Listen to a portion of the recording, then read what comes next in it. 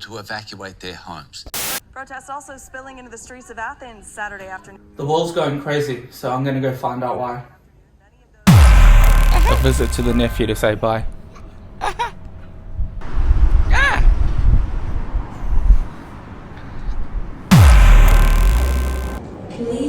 So I'm waiting around.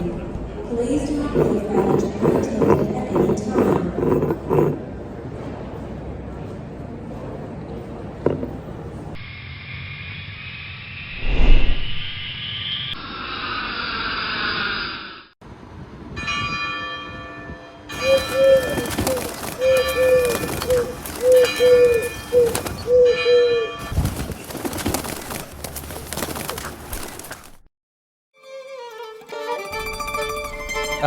Athens, home of democracy, theatre, Western philosophy, and a lifestyle as relaxed as its economy.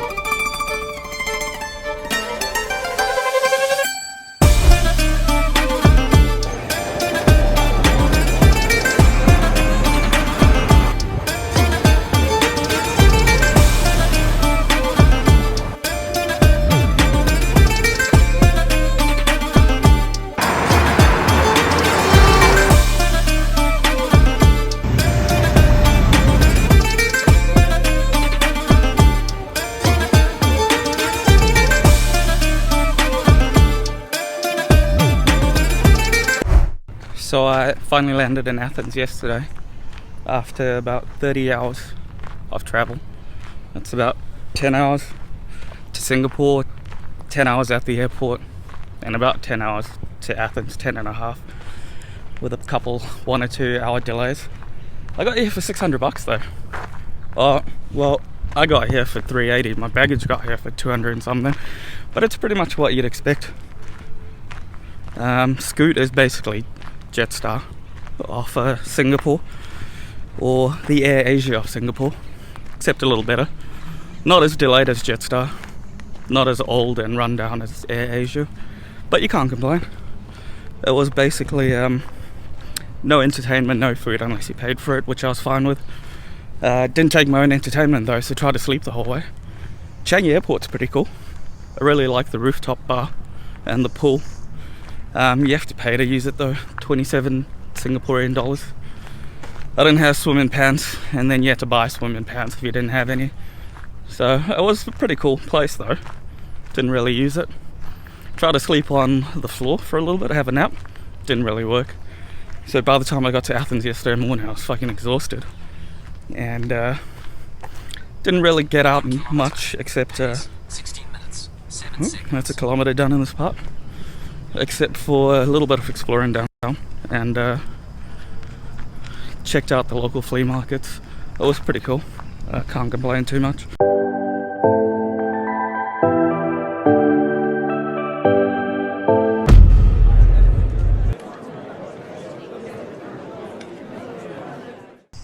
The stadium was originally built as a racecourse in the 4th century BC. By the 2nd century BC, Herodes Atticus came by and refurbished this whole thing into marble. So now it currently stands as the only marble stadium in the world.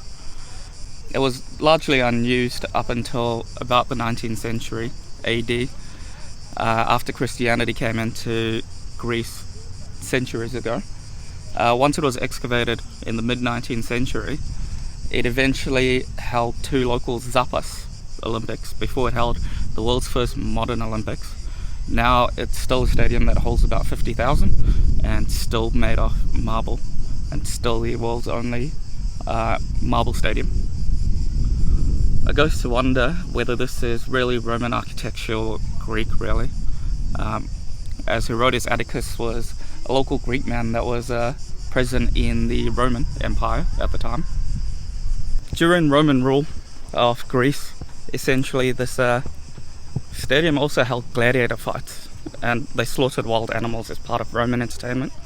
It was predominantly built for the Romans at the time, while Greeks still lived here, or Athenians specifically. It accommodated a lot of Roman authority leaders, basically, so you could imagine that you'd be sitting up on one of these stands and looking down, and Russell Crowe is fighting, to the death with some line or another criminal.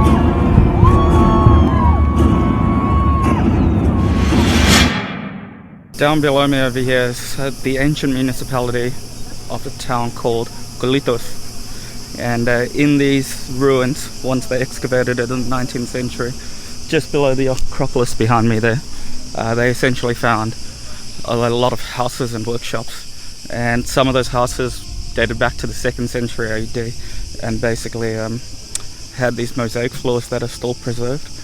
They even found a wine press from the 6th century. In front of me there's a passageway carved into a rock dating back to about the 5th century BC with caves linked in the countryside of Atticus. It depicts Pan, a nymph and a dog, which was linked to the cult of Pan, which begs the question, should I start a cult? I mean, there's tax benefits. And is that where dogs, a man's best friend, comes from? The ancient agora was the marketplace, or the flea market at the time, where you could buy anything from jewels to family jewels. And usually those family jewels are still attached to people, and they sold the whole person, just not the family jewels. Essentially slaves. If you walk around Athens for more than 5 minutes, you might notice there's an abundance of cats around. Little lions and lionesses running around, basically. In the 60s, before Greece was part of the EU, there was a lot of short stay visitors and tourists that used to bring cats and home cats over here. After they left, they'd keep the cats here, and the cats essentially started having kittens. They weren't treated the best back then, but once Greece joined the EU, the EU's animal standards cleaned that up, and essentially now cats are being looked after a lot better. You might find there's a lot of neighborhood cats that stay in one local street or 2 streets, and people are quite friendly and feed them, and they become basically neighborhood cats, like this one. Food has been pretty good. I think I've eaten as relatively healthy in my life over the last week. Everything was grilled. I couldn't find fried food anywhere, which was probably a good thing. If it didn't already come with a salad, there's a salad served. Like one point I got eggs Benedict, and that was served with a salad.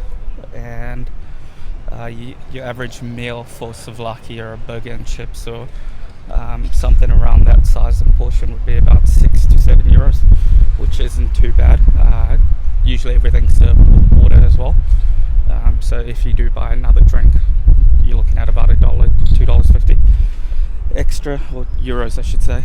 Of course there are going to be more expensive meals, larger meals, but for the overall standard I've been quite happy and ate quite well for about 15 to 20 euros a day. Okay, update. I've tried some fried chicken now in the form of KFC. I figured it's my last evening in Athens. Why not try one of the local American chains? Sometimes I like to do it just to see how it differs and how they localize it to their target market in different areas. For example, in India, the chicken tastes different to Australia. In Australia, the wings taste different to South Africa, and so on. A few things to note. One, I've got a 3-piece combo. It was just 3 drumsticks, just some standard chips and a Coke. Cost me 9 euros. Now, with the current exchange rate, that's about $1 more than Australia for a similar combo. And if you consider the cost of living in Athens being about 5% cheaper than Brisbane, for example, you're looking at something that is incredibly more expensive than Australia. Now, if you consider the local options being Greek food, a lot healthier, a lot more grilled, a lot more salads and greens, and a lot cheaper, It's no wonder why there's so many more Greek options around and not as many American chains in the center of Athens. For the KFC that I just tried now is at Syntagma Square, and that was probably the only one within a half an hour to minute walking distance from the next. And there's a McDonald's right next to it. The McDonald's is pretty packed. KFC was kind of empty. I mean, don't get me wrong, the food was okay, and it was just fried, but it goes to show.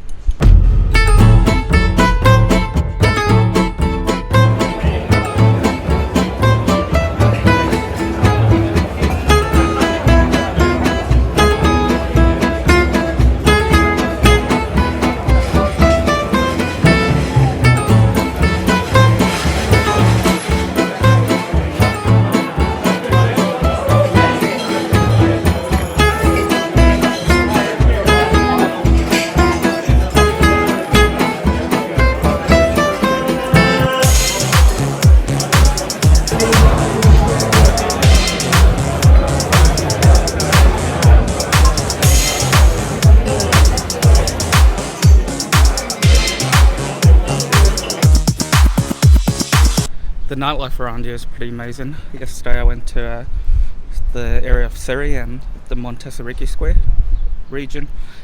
Bars are pretty well equipped. There are quite a lot of people, which I'm guessing is due to the influx of tourists and travellers. Quite hipster, quite gentrified bars.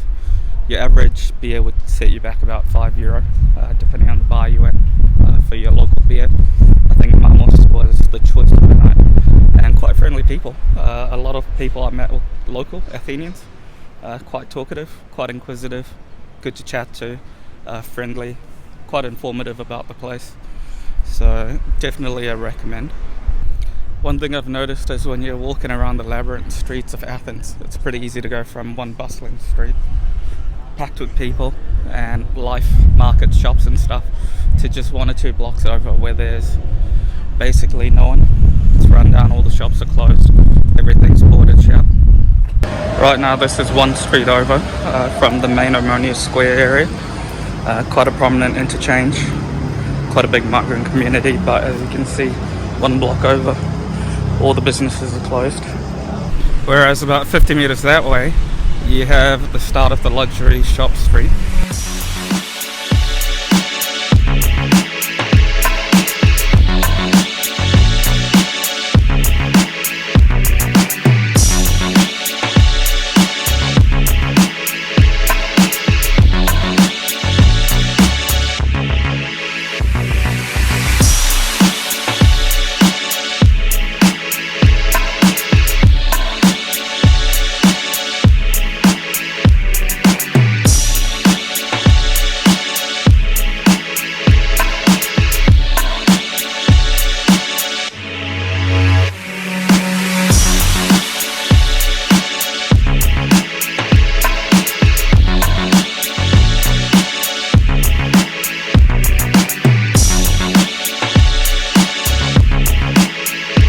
Imagine having a metro station that doubles as a museum of artifacts 2,000 years old. This station, they uncovered a lot of these artifacts displayed behind me from when they were excavating to build the metro station itself. Not only this, but they uncovered an old ancient Roman bathhouse next door as well.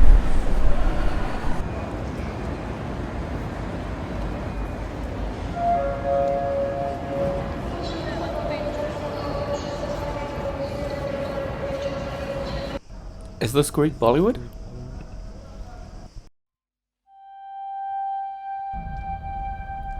And finally, the reason I stopped in the city, to visit the ancient Acropolis, the very hills that conceived the idea that man could rule himself, house schools of Western philosophy, home to Athena's olive tree, and overlooking the defeated seas of Poseidon.